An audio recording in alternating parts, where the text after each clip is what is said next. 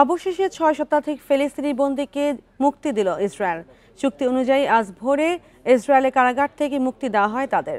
এর আগে গাজায় প্রথম ধাপের যুদ্ধবিরতির শর্ত অনুযায়ী ৪ ইসরায়েলি জিম্মির মরদেহ রেড ক্রসের কাছে হস্তান্তর করে হামাস। পরে মরদেহগুলো ইসরায়েলি কর্তৃপক্ষের কাছে হস্তান্তর করে রেড ক্রস। এ নিয়ে প্রথম ধাপে ৩৩ ইসরায়েলি জিম্মিকে ফেরত দিল হামাস। ইসরায়েলি জিম্মিদের ওপর হামাস অপমানজনক আচরণ করেছে এমন অভিযোগ তুলে গত ২২ ফেব্রুয়ারি ৬০০ ফিলিস্তিনি বন্দীর মুক্তি স্থগিত করে ইসরায়েল।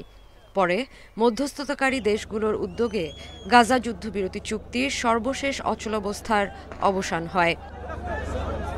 এরপর অবশেষে বৃহস্পতিবার ভোরে ৬ শতাধিক ফিলিস্তিনিকে ওফার কারাগার থেকে মুক্তি দিল ইসরায়েল।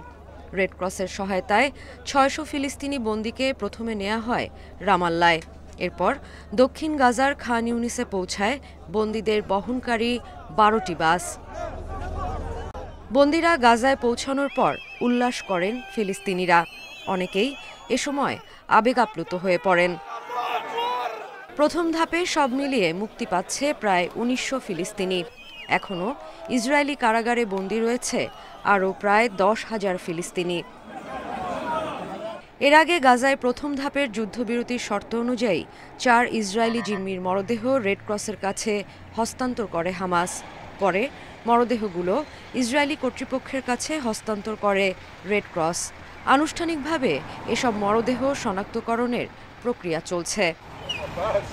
এ নিয়ে প্রথম ধাপে ৩৩ ইসরায়েলি জিম্মিকে ফেরত দিল হামাস, যার মধ্যে ২৫ জন জীবিত এবং বাকিরা মৃত। এদিকে শেষ হচ্ছে গাজায় প্রথম ধাপের যুদ্ধবিরতির মেয়াদ। তবে দ্বিতীয় ধাপের যুদ্ধবিরতি নিয়ে এখনও কোনো আলোচনা শুরু হয়নি। এদিকে রুশ পররাষ্ট্রমন্ত্রী সের্গেই লাভরভ বলেছেন, গাজা থেকে ফিলিস্তিনিদের উচ্ছেদ পরিকল্পনা বাস্তবায়নের অর্থ মধ্যপ্রাচ্যে টাইম বোমা পুঁতে রাখা। এর আগে গাজা থেকে ফিলিস্তিনিদের উচ্ছেদ করে যুক্তরাষ্ট্র উপত্যকাটির নিয়ন্ত্রণ নেবে বলে জানিয়েছিলেন মার্কিন প্রেসিডেন্ট ডোনাল্ড ট্রাম্প।